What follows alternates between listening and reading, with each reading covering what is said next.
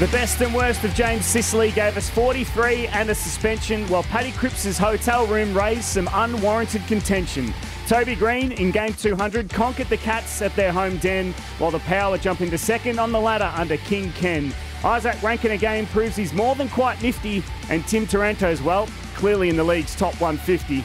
To rip through all the news and views leading into round 12, this is Triple M Footy's midweek rub with Saints Hall of Famer and Wild Rhino ambassador Joey Montagna. Hello, Rabs here. Just another quiet week in the world of AFL. Absolutely, mate. AFL.com.au's big enchilada, Damien Barrett. Nice one, Rabsy. I like it. You've been in form this year with that. Thank you, mate. And Old Paradian's leading goal kicker probably for the season, Daisy Thomas. Yes, thank you very much, Rabbits. And well done. That's very, very good. Not easy to do, so well done. And as you say, Joey, a lot going on in the world of footy as we sit here on this Wednesday. Yeah, we will get into all that. But how are you, first of all, after your Old Paradians game? Are you still sore? Because Yes. I know you couldn't walk in onto the Sunday rub, but how are you now 3 days later? It's all fun and games, and you put your hand up to go out and help out, and then literally can't get off the toilet seat. Like I've had to roll to the ground and then go up from there. It's not well. Things aren't good, but hopefully within the next sort of 3 to 5 working days, they'll come good. What is most sore? My left knee. And I've never had issues with a left knee ever before, so not good signs. But we are talking about what was going on in the world of footy. Yes. And we often joke, Damo, and we have joked on this podcast about, or this segment, what you actually do in terms of your role. Are you a news breaker? Are you a news reporter? Do you go to press conferences anymore? Yeah. Is it fair to say that last night you were at Dodgeball instead of being at a press conference, or was it just a near miss? No. We managed to get the call in the right required time frame before it would have been an issue, I think, for me to deal with at some stage. Because as we probably do know, the Friday Huddle, for some reason or other, I'm still not yet to be fully briefed on why we're doing it, was playing Dodgeball, and we'd scheduled it for last night. And I was really looking forward to that. But I knew, you just do what you do, and you put yourself out there when you have to. So you were literally 5 minutes away from missing the biggest story since yesterday. Jumped out of the shower. I was putting on the shorts and the runners, and I don't know what t-shirt. Did you have a headband? Were you going to wear a headband? I even managed to locate a strap for my glasses, because they're going to come off. And I'll bring that in on Friday. So I was ready to go, and then I got this call saying, it wasn't confirmed, by the way. There could be something about the drop. You better get in. And I said, okay. Oh, good. Then I rang Snorkel, think to myself, he's not going to believe this excuse that I've got, but it's the best excuse I could have had. There's no ambiguity about it. And anyway, I would have been on the court, though, when Gil McLachlin was talking press conference, had I not got that call when I did. So Gil McLachlan's up there, you're asking questions in your runners with your No. The call was timely enough for me to put a suit on. Jeez, and that get would in have there been properly. funny. Poor Gil just looked down and go, Damo, what are you doing? Oh, sorry. But I would have got there with my strap around the glasses. Brilliant. Oh, gee whiz. But big night. So late night for you or not too bad? We'll get into the specifics too late soon. in the end, but obviously a lot to touch on. And as we do in this show, we like to talk a bit of banter first, and we'll get to the serious stuff in the second and third and fourth segments. But a lot to play out still, and You are dressed for business though today. This is when we know that something's happening, and this used to be Ducks attire. But Ducks business attire. Going out for a work which lunch. meant he'd usually get home sometime before Friday. So come on, wrap it up, boys. Got to get to lunch. I could say that, but no, I do have video requirements beyond this. So that's the reason for the collar and the jacket, which is not normally the case on the Wednesday. Very sharp. Midweek rub, is it? Very good. How'd your tips go, by the way, this week, I had Daisy? an absolute dream run. I think I got 9. You did not. I can't wait till we get to the bottom, because I remember somebody being chips in on a side. I can't believe I fell for it as well. We'll get to that. I think I did too, didn't I? That same one. Well, there is plenty of news, Damo, so let's get there quickly today. And we're going to start with Hawthorn next after the break. This is Triple M Footy's midweek rub with Joey, Daisy and Damo. Plenty of news. The AFL had a press conference at 7:45 p.m. last night, Damo, about the Hawthorn saga. It did, and we'll debate this today and have the conversation today after that outcome last night. And ultimately, 8 months of investigation amounted to nothing from a finding perspective, in that there was an official wording of no adverse findings against Alistair Clarkson, Chris Fagan and Jason Burton. The other takeout of it, amongst a few other takeouts, was the scope for the AFL to now look at Hawthorn. We'll delve into that in a moment's time. And equally, I think, significantly from what happens next is the AFL has been able to negotiate its way out of any future involvement in claims and legal action that's going to be taken out of it. And that were probably the three takeouts of a very lengthily worded statement last night. Yeah, my first thoughts when I watched the press conference live was, all the talk about how good Gil McLachlin is at negotiating outcomes and how well he has been able to manufacture this from the AFL perspective, really, because it feels to me, correct me if I'm wrong, Damo, but it seems like he's been able to negotiate it so there can be no litigation against the AFL from the families. And just on that, I'll jump in as you wade through this, and I agree with what you're saying there. It was worded, and he stressed it publicly that everyone has signed off on this and that they will not be party to any action from here. Any action. So no action against the AFL. There's almost been in part of the negotiation for the families that no action against Hawthorn because the AFL, it feels like, and we'll get to that again, to take care of the sanctions against the Hawthorn Football Club. And they've now left it to basically an individual private matter. It is now up to the families. If they want to take this further with Burt, Clarkson and Fagan, that's up to them. And they can do that in the normal courts of law, the Human Rights Commission or wherever they want to go. But in regards to the AFL and the AFL's brand and the situation, it's all done. It's all finished and finalised. I reckon you summarised that really well, Joey, the morning after the lengthy statement that came through. And that's what I see to be the case as well. And we've been saying for some time, Days, that what would happen next would go to the courts of the land. And the Human Rights Commission is something that we in footy media don't know a lot about. But ultimately, it's an adjunct of the federal court system in this country. And if you are to go down that path, and this side of the equation revolves around the people making the allegations and the accusations, the First Nations families, those claims and those cases would then need to be heard with identification of the people involved and the scrutiny of all evidence and everything all else. evidence on the table and counter-claimed and cross-examined.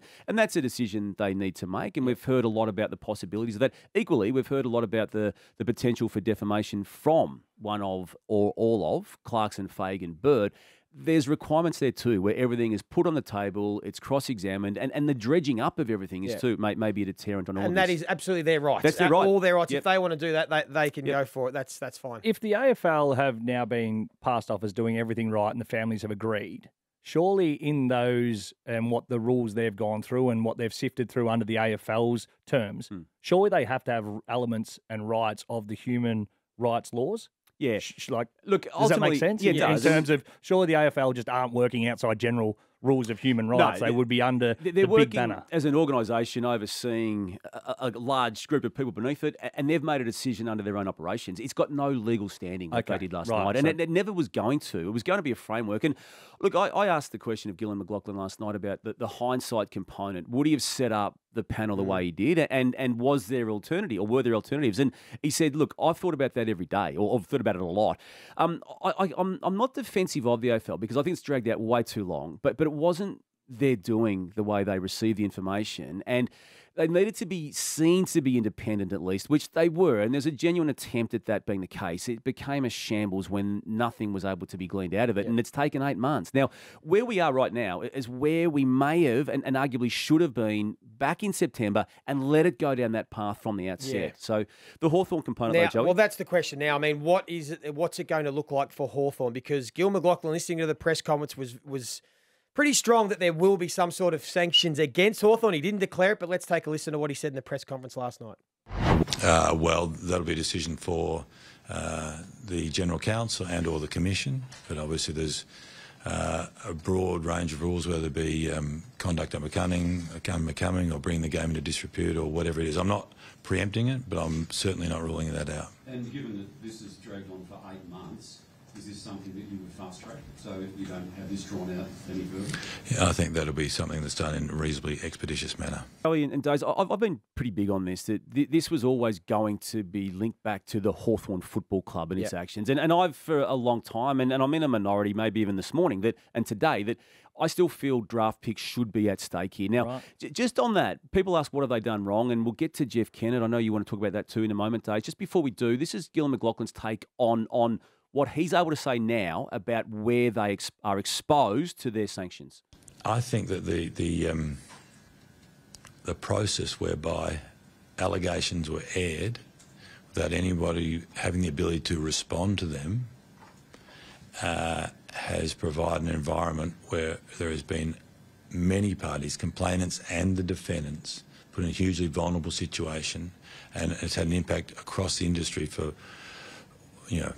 all First Nations people than others, and I think that's something that needs to be contemplated. Pick 3 as it stands is Hawthorn's first go in the draft, so that could be taken away from them. Well, he refused to rule it out. Now, he also refused to rule it in, Days. And that's what's... Look, knowing the way the AFL works, I'd be staggered if they haven't thought of this right now. Yeah. Now, how that looks and how it's presented, when it's presented, how harsh it is, I don't claim to know. There's no guarantee there'll be draft picks removed. But I also believe strongly that fines, and they always, when they do fine, they then have a component of it being a suspended fine. They don't cut it to me. Why can't they give them just a hefty fine? I don't think it's a deterrent enough, and I don't think it's punishment enough. And Joey, just before we get on to Jeff Kennett and Days, the meeting of club presidents and CEOs, which is usually held in the minutes before the AFL goes public with matters like they did last night. That happened last night.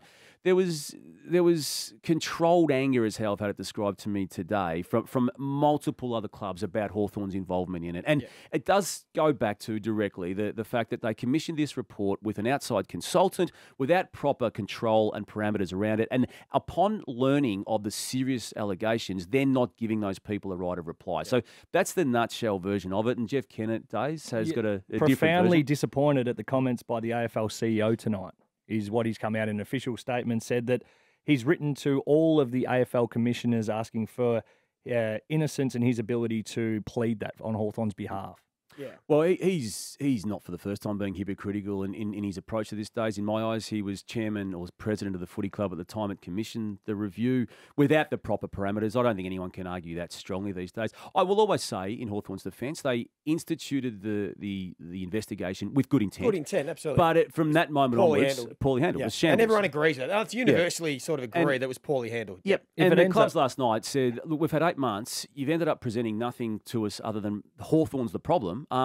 You make sure you sanction them. If it ends up being draft picks, this is going to be a huge kick in the backside for Sam Mitchell and what he's been promising to do and hoping to do in terms of a rebuild. Because if you lose a couple of picks in the top 20, that sets you back another couple of years as a footy club. I don't think draft picks are fair. I think draft picks, Damo, should be taken away when a club tries to get an unfair advantage on the competition. So like the Essendon situation where they're trying to maybe get an unfair advantage, or if you're deliberately caught tanking or something. But for something like this, I hope it's just a substantial fine maybe and everyone learns their lesson and moves forward. And the option also too would be to make it a second round or third round or whatever. But again, all you can do is ask the question. Yeah. And the AFL, have a look at the wording officially of we reserve the right or we have the access to significantly sanctioned. I mean, that's their words. No one's speculating about that. Unless it's the maximum penalty, though, the discussion then comes, how seriously are the AFL taking this? Well, that's also true. If it's a $100,000 fine or you give them a third-round draft pick and people go, well, what's that worth? Does it actually penalise anyone? Yep.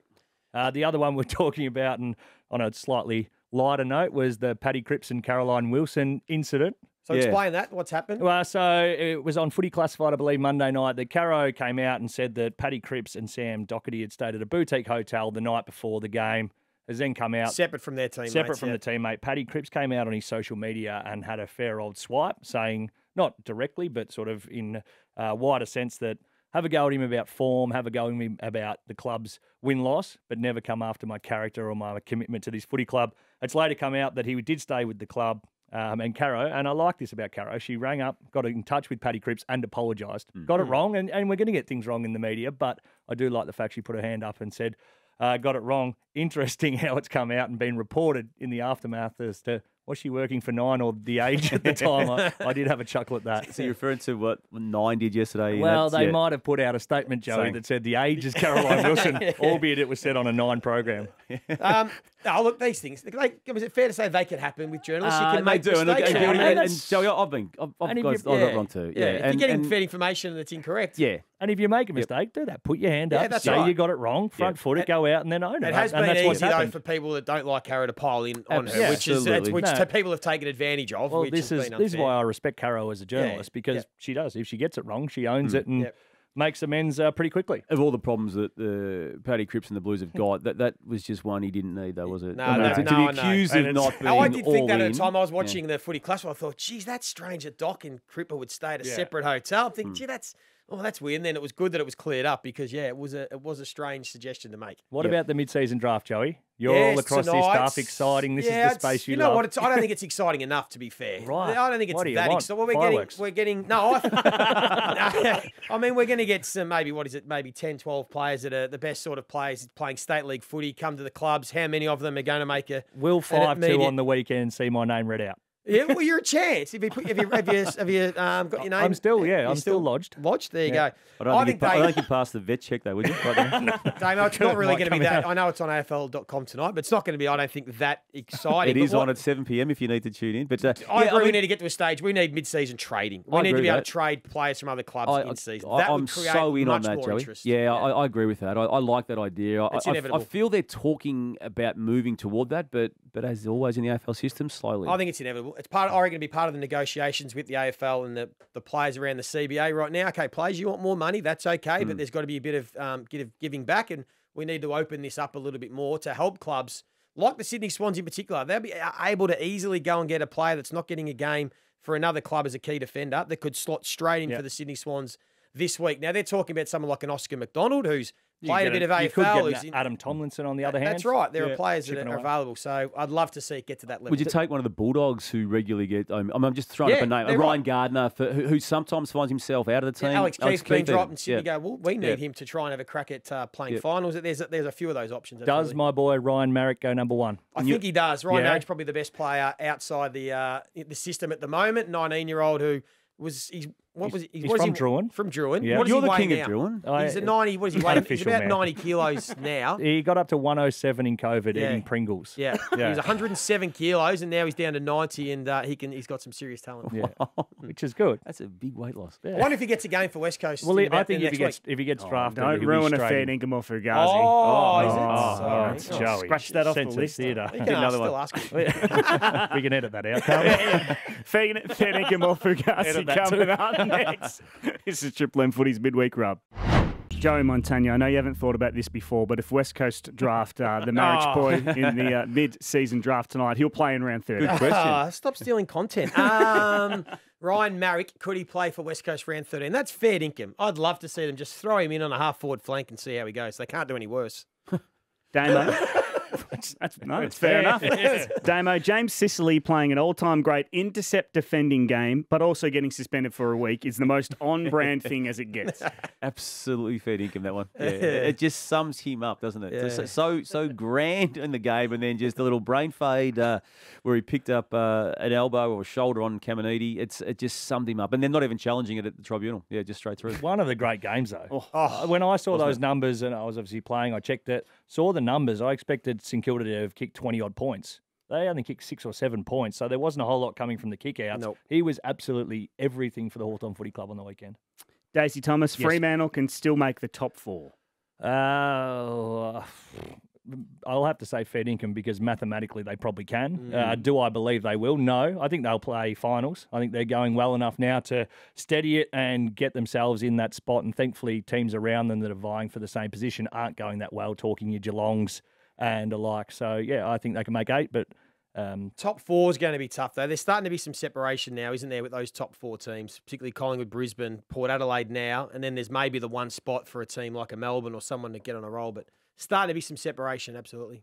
Sean Darcy's hamstring injury, Joey, isn't a disaster with Luke Jackson in form. Oh, well, that's fair income. Of course, it's not. Luke Jackson can handle the number 1 ruck role on his own. I think he'll relish the opportunity, but I would prefer to still see Sean Darcy in the side because Luke Jackson, a lot of his football that he was playing well was as a midfielder.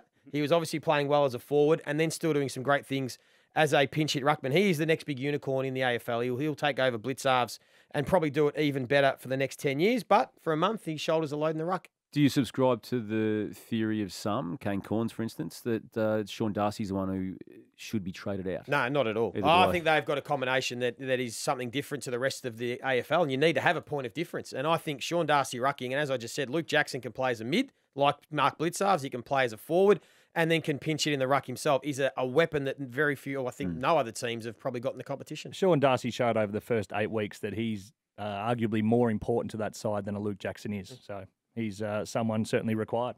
not picking on you here, Joey, because I know you just love footy, like getting in the first crack in the lab and all that. So I'm asking you the hard questions. Righto. Port Adelaide need to start being taken more seriously as a premiership contender. Yeah, that's fair, Nick. Absolutely, they can win the flag. There is no reason why. The challenge and the key with looking at a season is taking perceptions out of your head, what you think a team should be doing or where they are, and just look at facts. And they've won 8 straight. They're playing as good a footy as anybody. Absolutely, they can win the premiership. Ridiculous to think they can't. Now, I'm not saying they will because only one team wins it, but absolutely they can. Damo said last week, keep him unsigned for the season. You still believe that? Well, keep him unsigned until the time that's been designated, that being August. They were firm on that being the case. And we discussed this last week. I think you agree with me. Yeah, the edginess that the unknown has created has allowed them to get to this point. I mean, don't tinker with it now. They're all on the same page, which is rare in footy, that this is the day and the time frame we're going to deal with it. Leave it.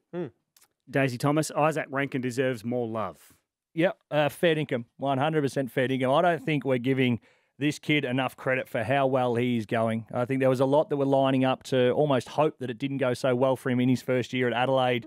Were there? I think there was. A lot of the talk was it was overpaid. Why would you be paying so much for a player who's untried? Yeah, there was the conversation around the money, but not the talent, was there? Well, it was sort of unseen, and which the part of it is, are you paying on what he's worth or are you paying on potential? The Adelaide Football Crows, you got to tip their hat to them. They went and sourced him. He's playing unbelievable football club in one of the most dynamic forward lines in the business. And what he's done as part of that side to see them where they have, he's been a massive part. So he needs a lot more love than what he's actually getting. We're just going, oh, well, he's doing what we thought he'd do. But if it was the other way around, there'd be a serious pile-on. Damo, with 3 wins in a row at the venue, the Suns should play more at TIO in Darwin. Yeah, but it doesn't change the. So I'm saying this is for Ghazi because I like what I saw last week. I love what they did, but they've now got to back it up against the Crows this week at that same venue to which you're asking the question. They've just got to perform away from that venue in Darwin, and then I'll be convinced. 100% they should. I think they should keep playing TIO. You've got to find a point of difference. You've got to find a competitive advantage in this competition. If they can make TIO Stadium Darwin a competitive advantage that other teams will struggle and they get wins, I think they should seriously look at playing more games there. More than 2? Yeah. A year? Yep. Okay. Now, I didn't write this. Rudy wrote this. Distancing. Daisy. Who's it for? Me? Daisy. Damo bailed on Dodgeball last night because he didn't want his spectacles broken, not because of Gil's presser. Yeah, that's fair, Dinkum. It was just a coincidence that Gil had a presser at that time, the exact time that Dodgeball started. I did see a bit of talent there, Damo. We've seen a little bit of a snippet. Yep. I think you would have handled yourself quite well, though. I do, thanks, Dave. Yes. I appreciate that. I'm not sure I would have, and I'm sure my glasses would have been a target of someone. Do you have like a cheap pair and a good pair of glasses? Yep. Yeah. When are you going to wear the good pair? And when you're playing that sort of stuff, you bring a spare pair. Joey, Adam Chera got off last night, so there would be less pressure on Carlton if their on-field form was as close to their lawyers' tribunal form. Oh, that's fair income. Their lawyer is their most important player. Absolutely. He got Paddy Cripps the Brownlow last year. He's got almost their most informed player off at the tribunal this week. Nick Newman off as well earlier in the year. That's on it. a technicality. He's the MVP, the Carlton lawyer. I'll tell you what you don't want to be doing at the minute is tackling people with big hair. It looks so much more exaggerated. Hickey. Well, that was used as an argument last night. I think it's fair, Dinkum. Obviously, Jager O'Meara, his tackle on Spargo, was it? the He's hair got the big hair. everywhere. It looks worse than what it is.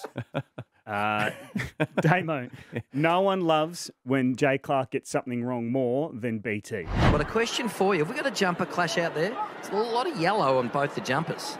Well, one's got a strip of yellow and one is all yellow. I would have thought quite a lot of difference. It's got quite a lot of red and black in it as well. But if you're having trouble, Jay-Z, we'll let you know who's got it, mate. Someone's standing in front of you, Jay-Z. Jesus Christ, Jay-Z. That is absolutely fair, Dick. I was in transition out of the box when that comment was made, and no matter what Jay said at that point in time, BT was going to take the opposite view. He was just in one of those moods, and Jay-Z usually cops it. So love it. Joey Montagna, Carlton's form has reached Northern UK. Oh, absolutely gutted, to be honest. And to be honest, I think you guys are being a bit too generous, especially you, Jay-Z. There's nothing poor about Harry Mackay. Nothing poor about him. I would absolutely love it if I could have his work-life balance, so I could just rock up to work, do absolutely piss all, get paid a fortune, and then go home. What's the question? Well, that's Their forms reached come on. Northern UK. That was on Dead Set Legends. I just want to play because I thought it was so funny. I don't mind that. Where was he calling in from? He actually was calling in from Furtree Gully. So not Via that far Manchester. north. Yeah, via Manchester. That's very good. Daisy Thomas, the Lizard is the best nickname in the competition. Yes, that's fair income. Trash Panda, if that takes off, will be close behind. But at the minute, the Lizard is not only the best nickname, but the best fitting. He moves like a lizard. He somewhat looks like a lizard, and no disrespect for Nick, but he doesn't have shoulders. Those little arms that come out, and you can just imagine him scurrying up a wall at some stage. James Sure reckon his tail fell off on the weekend when he went too Well, fast. you can see it as he walks. If he did have a tail and when he runs, it'd almost look better. It's brilliant. And he's playing some serious football as well. Unbelievable. I'm going to finish with you, Damo. WA Premier Mark McGowan, one of the most popular in the history of Australian politics. Not even he could survive West Coast's terrible run of form. For Ghazi, as you say, 47 seats out of the 59 in that particular parliament. He's just choosing to do what a lot of people are doing now post-COVID and just taking a rest for mental health reasons. And smelling the roses. Smelling the roses, yeah, Beautiful. which we And not all would watching like West to do Coast. if we could. Not watching West Coast. The first of the bye rounds, round 12, kicks off on Friday night. Let's have a listen back to your predictions for round 11, Daisy. I'll give Collingwood my certainty. Yes. Went out in the limb there. Oracle. Beat North Melbourne. Yeah, well done. No, I'll give you that. Daisy Thomas is Hang on. the Oracle. Oh, mate, Joey Montagna was the Oracle last week. How'd you go this week? Wait till you hear this one. Damo? Here's my certainty of the round. Port Adelaide. Oh, really? That was pretty Damo. decent. Well done. I can't remember doing that. I'm pretty confident with Joey. Oh, yeah. Carlton are my certainty in this one. Carlton are my certainty. I think that Sydney are the team that are really struggling. Their profile's horrible. Carlton, as you said, it's a must-win game. I think they'll bash them up around the midfield. Too big and too strong. Contested ball clearance game in the small SCG confines. And I don't think Sydney can defend Harry Mackay and Charlie Curnow. If Carlton don't win this, then I'm completely off them. But I've got still just a flicker of faith in them, Damo, and I think this is the week they start to get rolling. I've never done this. I'm changing that to after what he just said, all right? I'm going back to what I said earlier in the week. I'm tipping Carlton for the record on this one. Sorry, Damo. Joey Montagna Sorry, is. I didn't mean to hit that. Sorry, Damo. You dragged me in with that. Though, Mackay and Curnow did have 10 shots at goal between them. I didn't expect them to kick one out of their 10. I've learned from this. So you just give your tip and you don't give reasons why. So I was going off there, sit and stare. Now if you do that, you just look like a dill. Yeah. So just keep them very generic. Not only did I change my tips on this show, I then went back to the AFL and asked them to change what I previously submitted. So you cost me that Damo, one. they did have more inside 50s. They won the clearances and they had. You and your champion data rubbish. Who won the game? I didn't realise Harry Mackay was going that bad in his head, but now he's cooked. Let's launch into round 12. Damo's got a meeting to go to. So Carlton versus Melbourne, Friday night. Huge game. Not falling for Carlton anymore. I've fallen into that trap. So Melbourne are actually going pretty well. Melbourne are not going as bad as people think, so they should win. This is my own opinion, not yours, that I'm carrying off on. Melbourne as well. I've given Carlton the last chance, even though I gave them 15 last chances. I'm going to tip Melbourne and will be probably made to look silly by the Blues. I think they can flip it in terms of, and they've worried about not being scored against too much. I think they just throw that out the window this week. And if they're going to score 106, we score 107 sort of stuff. And why not? Fremantle's a good example. Fremantle 5 weeks ago, everyone was saying the exact same thing. Look what they've and we've seen the Blues. Teams can turn it around. The Blues could do it last year. They've just changed a little bit. So I'm going to tip Melbourne, but an upset wouldn't shock Rabbit. Port Adelaide are in form. Hawthorn have been all right over the last couple of weeks. We give them any chance at all, Joey? Port Adelaide, my certainty. Yeah, Port will win. Can I have them as a certainty? Yes, is Hawthorn a chance? Yeah, Hawthorn a chance? Yes, but Port Adelaide for me. West Coast versus Collingwood. Daisy, you've got a market at PointsBet that Collingwood would win by 200 points against North Melbourne and West Coast. So they need 165 they need to win by this week. And it's not out of the realms of possibilities when Hawthorn win by 116. So apparently the flu's gone through the pies again, so they'll be too good. Bulldogs versus Geelong. That is another massive game, Joey. It is, but this is my certainty, the Western Bulldogs, to win at Marvel Stadium. Cats are only just going. We know they've got injuries, but they are struggling. Bulldogs, after a little blip last week, will bounce back and win. Yeah, I'm the same. I know they lost to Gold Coast last week, but they didn't do a lot wrong in it. And I think Geelong is just so banged up at the moment, they're just going to have a few more weeks of this problem. I'm keen on the Cats in this one. I'm not sure why. I just think that they'll find a way. They very rarely lose 4 in a row. I don't think they've done that since 2006 was the stat that was banding around. So I think they're a proud footy club. I think they'll be aware of that. And even though they're banged up, I think they can get the Dogs. 3 wins in a row in Darwin, Damo. Gold Coast versus Adelaide. This is a hard one. I'm so all in on the Crows, so I'm going to stick with that until I have reason not to. So despite what we said before about the TIO Stadium component to this game, I'm going to go with the Crows. Full credit to the Gold Coast Suns. They are one of the most underrated defences in the competition at the moment, going up against the most potent forward line. I think their defence can get it done. I'm tipping Gold Coast. Crows have to win away to get some serious credibility in this industry at the minute. They haven't been able to do so. The only win they've had away is against the Hawks. I think they win against the Gold Coast Suns. North Melbourne didn't look that bad against the Pies, particularly in the last quarter. They come up against Essendon on Sunday, Joey. They're giving North a chance, loving their young midfield. I think when it clicks for North Melbourne, it'll come in a hurry. They are not that far away. It's not going to be this year, but they'll push Essendon. Whether they're good enough to win, not sure. I'm a bit the same, but Bombers. But the last 2 weeks for North, the one they should have beaten the Swans in, and then Collingwood they held on well in. But Essendon for me. Expecting a dip from North, Bombers comfortably. And finally, Giants versus Richmond. Another massive game in this round. Big game. This is my outsider. I can't believe Richmond are outsiders and pretty sort of wide outsiders. I think Richmond will get their win that they've been searching for. Giants, terrific last week against the Cats, but it's almost the game plan, GWS modelling their game plan on Richmond, but I think Tigers too good. I'm GWS on this in a big way. I think Richmond's magic is gone and has gone, and Damien Hardwick's absence now is not the bind that it once was, and I think they're just playing the way the ladder position suggests. Tigs for me. Did you like the photo of Dimmer having a beer at 10 a.m. on a Sunday morning as well, waiting for the game? Yeah, I liked it. It was great. Liked it. I'm not sure why everyone's getting around that. I do that every week. Can you recap your certainties quickly for us, boys? Bulldogs to beat Geelong is my certainty. Port to beat Hawthorn is my certainty. I'm trying to remember what I did. It's been a big day. You We'll didn't just tip play one, the did you? audio It's next been week. I've got a lunch to Melbourne. get to. Yeah. Do No, Melbourne. I'll go Melbourne against Carlton because Carlton's let me down so many times. You can catch every game across round 12 on Triple M, starting with the Friday Huddle live at 6 p.m. with Mark Howard, Luke Darcy, Jason Dunstall, Nathan Brown and Damien Barrett, the Dodgeball team, before Carlton versus Melbourne at the MCG. This has been Triple M Footy's midweek rub. Joey, Daisy and Damo.